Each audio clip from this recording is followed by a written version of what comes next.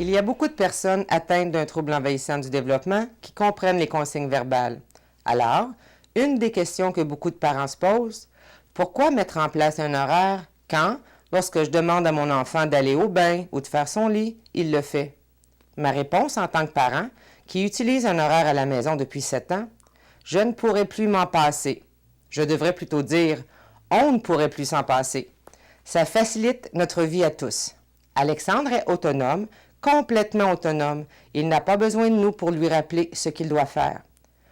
Lorsque l'horaire lui indique les étapes à suivre de la matinée, de l'après-midi ou de la soirée, on ne décide pas tout pour lui. Il peut aussi faire des choix d'activités.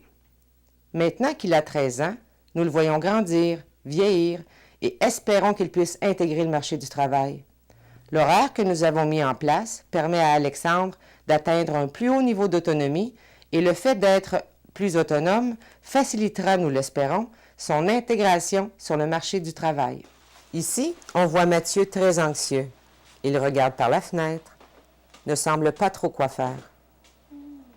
On le voit maintenant, se dirigeant à son horaire. On le voit faire un casse-tête par la suite. Il joue avec un ami. En fait, il est très heureux car il peut prévoir ce qui s'en vient. Il voit venir les transitions. Il est plus en confiance, donc moins anxieux.